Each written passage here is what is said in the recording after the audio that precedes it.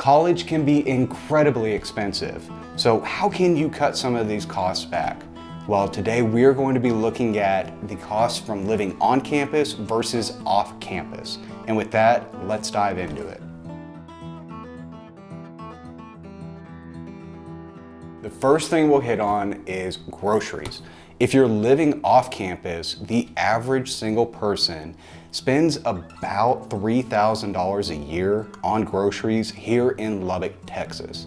However, if you are living on campus, you're probably going to have a meal plan. They have different options, but the lowest cost is around $3,200 for a full year.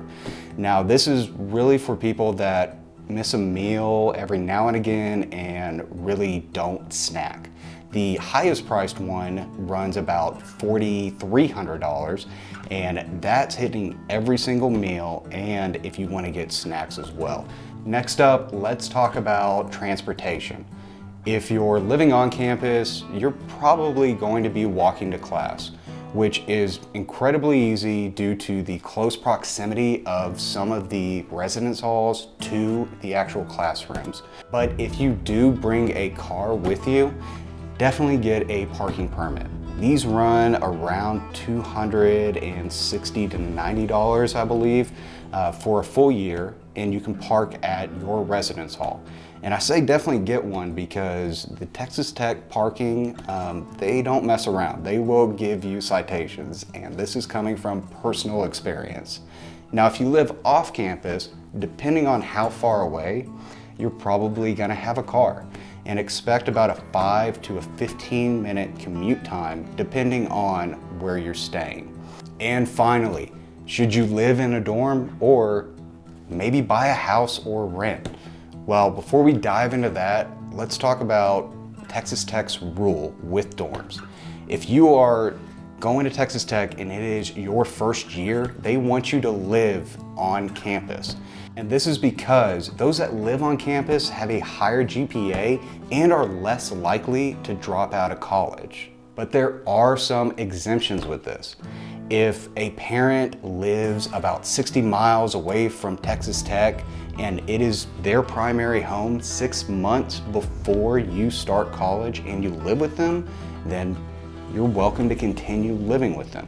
Or if you are active or prior military, that's an exemption as well.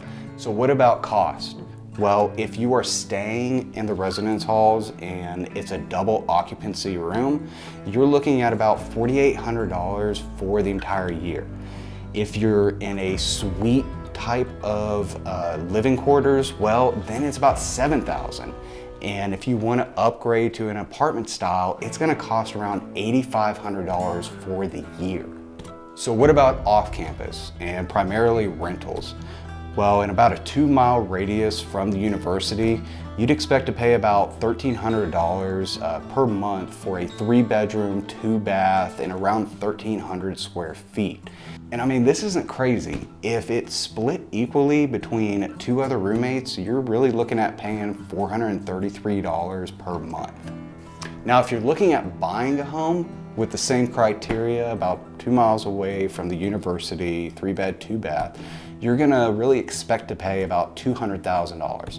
Now, I know it's a bunch of numbers thrown at you, so let's look at this quick little scenario.